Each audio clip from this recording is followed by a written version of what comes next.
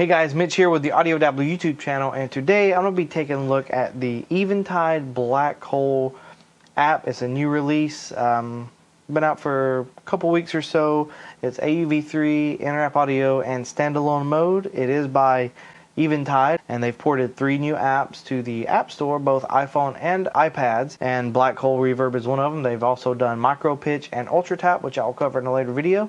But without further ado, let's dive in, show you what this thing can do, show you a few of my favorite features, and get you out of here so that you can start making some awesome music.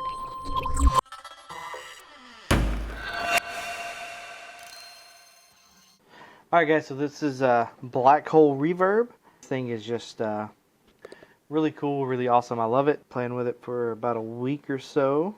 Some of the coolest features that I think that they've done a really good job with. The eye here down at the very bottom is the information button, and it brings up a nice just menu of all of the functions of all the different controls and performance controls and presets, and it's really well thought out. It's not too wordy. It gets to the point. And so if for things like mix, if you don't understand what wet and dry signals are, I mean, it's not going to go in that depth on tell you exactly what those are, but it's going to tell you what each little thing does. I have a vocal sample from Seersha. I'll leave a link in the description. She's a local Atlanta artist. Got a really nice voice, and so I'm just going to kind of go through some of the settings while her voice is kind of being manipulated by this. And so I'm going to play enabled. Song of spring will come soon. And so what I like about this gravity feature is it will almost do like a not necessarily a reverse reverb, but it kind of swells inward. And so whenever I put this down to like 60, let's play enable this. Sing a song of spring will come soon. I can hear the sea clear stream blue tide. See how it kind of swells as opposed to, and that gives the front of the vocals a little space so it doesn't get all muddy. Similar to what a pre-delay does. Whenever you put a pre-delay, you delay the effect of the reverb. Similar with the gravity, it kind of swells in and allows for that space in the front, and then as she finishes out the end of the word, it kind of swells in the vocal a little bit. Sing a song of spring will come soon. So that's one of the features I really like.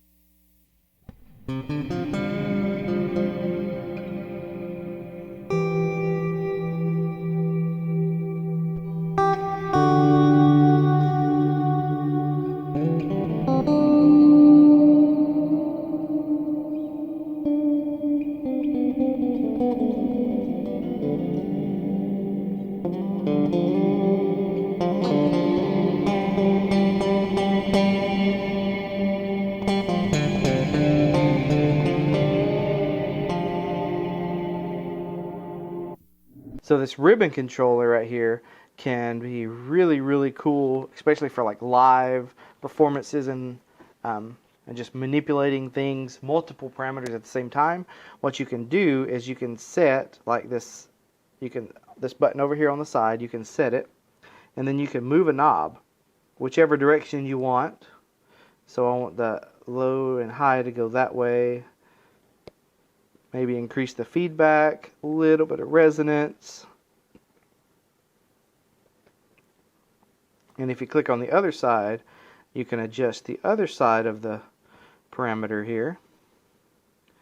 Let's bring the mix that way a little bit.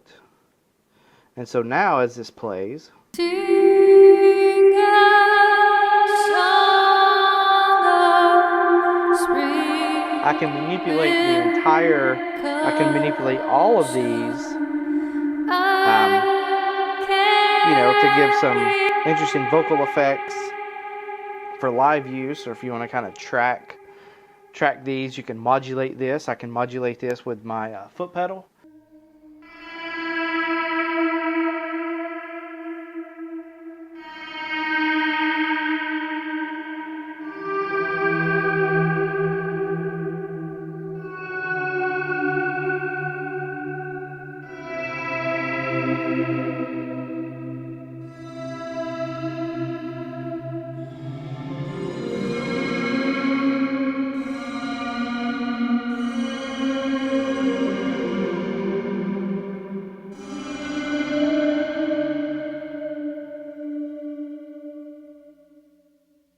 And so when I play guitar, you can modulate this section so you can get some like really interesting effects as you're playing live, and you're not having to sit there and tweak knobs.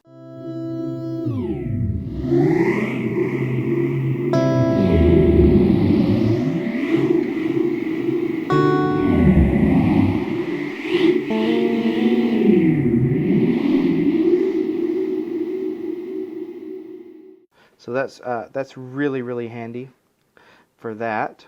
And let's see what else. This hot switch. It's another cool feature. I have a preset here. I was messing around with some other things. I named it Pluck because I was using it with a harp. But let's see what this sounds like. So the hot switch, what you can do is, you see how the parameters are jumping? So each preset can have a hot switch that you can set, and you can, completely change all the different parameters. And so each preset could essentially have two settings, kind of like an A and a B, which would be good for testing out things. Maybe you could change one to do a mix, 150, change the gravity, reverse it, do the negative to the positive on the gravity. Any of these buttons that you can do that with. And so let me show you what that sounds like. So this is without it. And so say maybe there was a chorus or something I wanted to kick in some other different vocal settings, or like a bridge or something like that, then you can easily do things like that. And to set that up is pretty easy. You just go to the preset you want, and then you click and hold the hot switch, and it'll start blinking. Well, then you just start manipulating the knobs that you want. You can change all of this stuff as what you want, and then you click on it again, and now all of those changes are saved in that one. And so when you go back, it'll just flip back and forth. And so that's just really cool, really handy feature that I absolutely love about this app.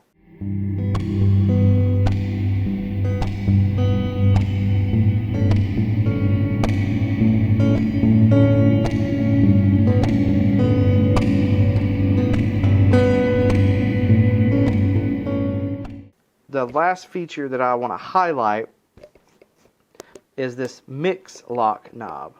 So if you've ever preset surfed, especially with effects plugins, you'll notice that mix knob just goes, crazy. Like there'll be one that's at like 50, one's at 70, one's at 100, one's at 10. And maybe you're playing an instrument that you don't want, everything jumping around, or maybe it's in a mix bus and you want to test out different presets, but you don't want to have to go in every single time and change it to 100 because you want to send you only want to hear the reverb on that mix bus. Well, then you could highlight that. You could go all the way to 100 and hit the mix lock, and every single preset that you click on, regardless of their settings, that mix knob is going to be locked at 100. So that's really, really handy. And vice versa, if you don't want it at 100, say you want it at like 30, because you just want a little reverb and you just want to play with some different presets, you can lock it to 30, and every preset will be locked in to 30 as you change it. So that's really, really, really nice kind of parameter locking feature. That's my top features inside of this app.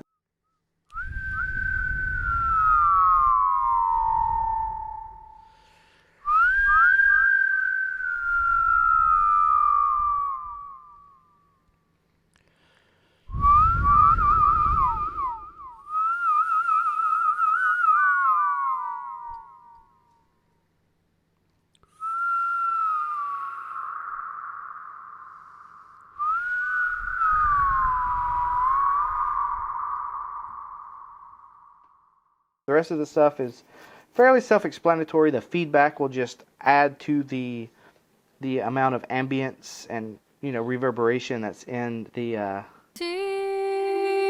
being manipulated. So you can just get like really crazy stuff. You can if you continue with the feedback knob, you can go all the way to infinite. And what that's going to do is make an infinite reverb, and every audio signal that's sent to it is just going to keep building and building. So it can get really crazy. And if you click on this little information knob, when you go down here to feedback, it says turning clockwise to infinite or freeze will allow for infinite reverberation time. Infinite setting will still let incoming signals through the reverberation. Freeze does not. Mod or depth rate must be 0 for this to be achieved. And so you need to move the mod and the depth rates down to 0 for this to be achieved. But when I press play here and I got it on infinite, Sing a song of spring. so it's just going to sit there and keep doing that. Which is great, but what if you want to freeze that? Well, there's a freeze button here. Now that's frozen, and it won't go on, and now I can play this again, and it's not going to continue to build inside of that reverb. Sing a song of spring. And so you can get some like really drony stuff, and then you can play right on top of it with the same input signals that you was, and it's some really cool stuff for that as well.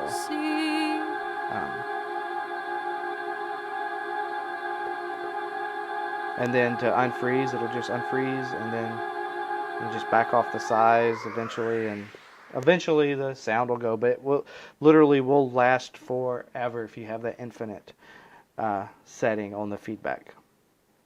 And resonance, last thing, resonance is kind of a resonance for the low and the high, so you can adjust that accordingly, and it will sync up the pre-delay, and that's it.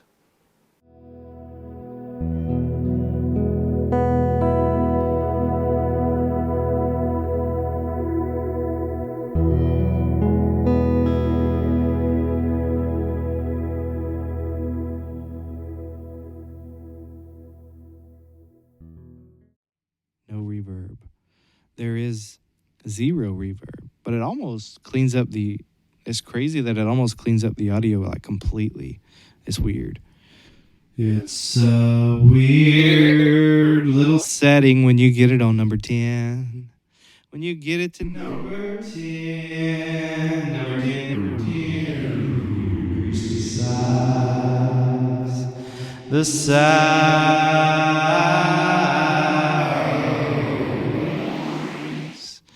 to number 10, negative number 10. Not to be confused with absolute value of negative 10.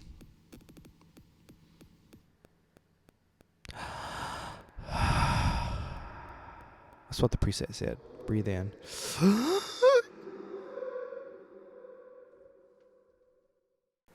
Alright, well thanks for watching, guys. Hopefully this video was helpful and informative and showing you some things that you can do with this new app. It can get crazy if you want it to, but it can also sound just clean, like a nice reverb. It's got some different things that you can do to add extra character to the reverb tail, and I just love it. So definitely check it out. I got the link in the description. Also, I have the link to Seersha's Music, where I was using her vocal chop, and any other relevant links of the gear that I used in this video or anything else will be in the description, so check that out. Also for PayPal, direct PayPal me link if you want to support that way, or Patreon. I do have a Patreon if you'd like that kind of thing. Leave a thumbs up if you did enjoy this video and got some good information on it.